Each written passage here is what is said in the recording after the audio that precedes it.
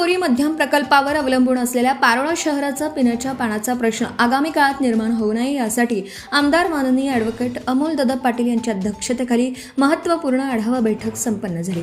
या बैठकीत बोरी मध्यम प्रकल्पातून जून ते सप्टेंबर 2026 या कालावधीसाठी पारोळा शहरासाठी आवश्यक असलेले पिण्याचे पाणी आरक्षित करण्याबाबत तसेच पाण्याच्या उपलब्धतेचा त्याच्या योग्य नियोजनाचा सविस्तर आढावा घेण्यात आला। यावेळी जलसंपदा विभागाकडून प्राप्त झालेल्या पत्रानुसार यंदा एल निनो परिस्थितीचा परिणाम होण्याची शक्यता लक्षात घेऊन पिण्याच्या पाण्याला सर्वोच्च प्राधान्य देण्याबाबत चर्चा करण्यात आली। पारोळा शहरासाठी बोरी मध्यम प्रकल्पातून आवश्यक पाणी आरक्षित ठेवण्यात आलं असून आगामी काळात शहरवासियांना पिण्याच्या पाण्याची टंचाई भासू नये यासाठी आवश्यक उपाययोजना राबवण्याबाबत संबंधित अधिकाऱ्यांना सूचना देण्यात आल्या। बैठकीत बोरी मध्यम प्रकल्पात उपलब्ध जलसाठा, आगामी पावसाळ्यापूर्वीची परिस्थिती, पाणी पुरवठा व्यवस्थापन आणि आपत्कालीन नियोजन या संदर्भात सखोल चर्चा करण्यात आली।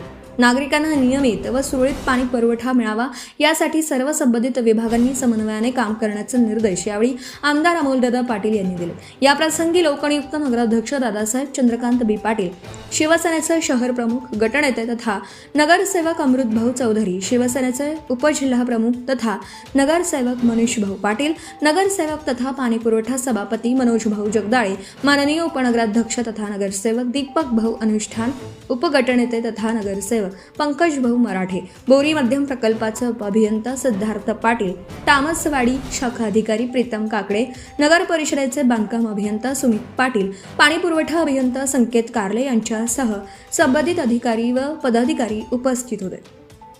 पारोळा शहरातील नागरिकांना भविष्यात पिण्याच्या पाण्याची कोणतीही अडचण निर्माण होऊ नये यासाठी प्रशासन आणि लोकप्रतिनिधी एकत्रितपणे नियोजनबद्ध पद्धतीने कार्यरत असून आवश्यक त्या सर्व उपाययोजना वेळेत राबवण्यात येतील असा विश्वास यावेळी व्यक्त करण्यात आला। Subscribe now and press the bell icon.